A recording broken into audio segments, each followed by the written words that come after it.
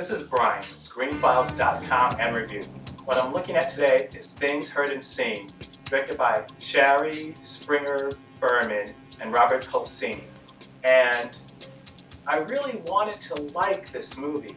It has impeccable production values. It's very well acted. It's gorgeous to look at.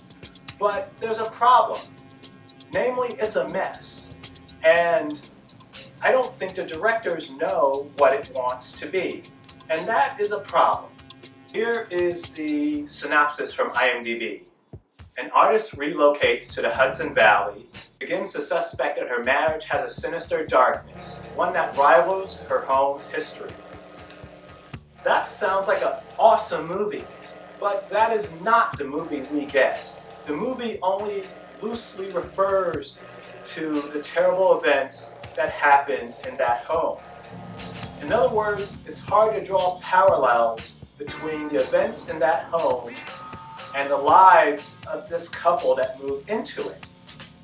Another issue is that from the minute the movie starts, it doesn't make sense.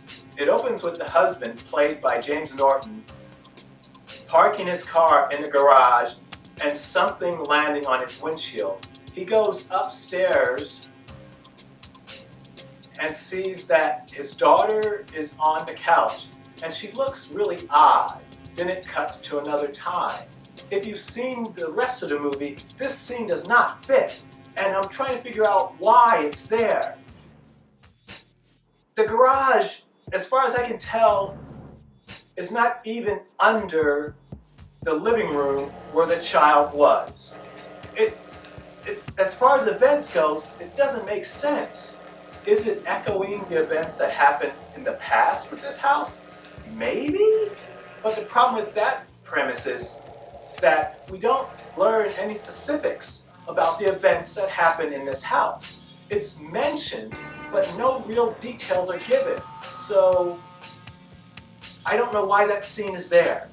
As I was saying, the minute we meet this couple, played by Amanda Seyfried and James Norton, they're screwed up already. And that's the biggest problem with this movie. The house had nothing to do with it. These people were screwed up from the get-go. And right off the bat, no more than, I want to say 15-20 minutes into the movie, we learn that Amanda Seyfried's character has an eating disorder. We learn pretty early also that her husband is really slimy. It's not that he's done anything bad that you're aware of. He will. But he comes off a little, something's off about him.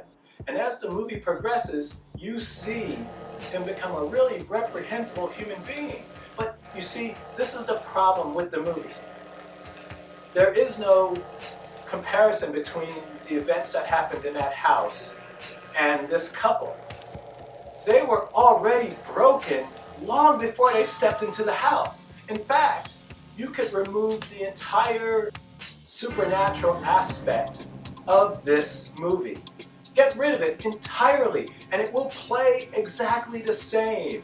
Namely, like a version of American Psycho, the Tenured years, or something to that effect.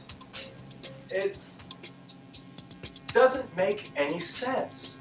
If the supernatural happenings were a driving force, or if they were fleshed out more, then we could perhaps see where this corruption, this parallel track was happening, and better understand what was happening to the couple and their daughter. But that doesn't happen. So in other words, the husband is a massive dick. He is a terrible human being, and in fact, a bit of a psychopath. But as I'm implying, that has nothing to do with the house. The house is irrelevant to it.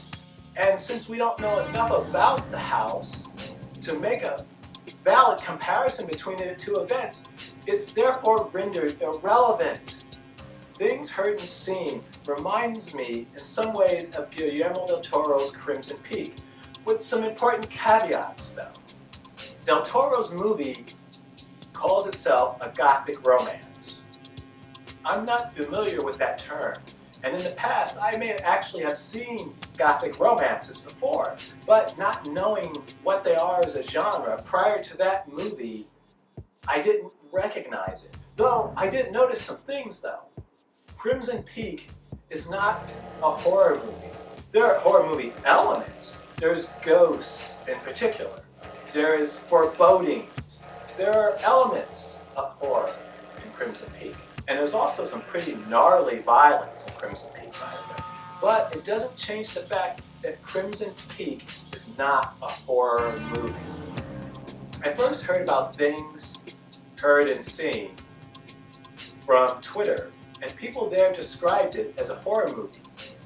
I'm not quite sure what Things Heard and Seen is, but it is definitely not a horror movie, it is not a Gothic romance, and it is just a bit of a mess. So what do you think? This is Brian with ScreenFiles.com and Review. Do you agree, disagree? Let me know down below. And as usual, consider a like or a follow.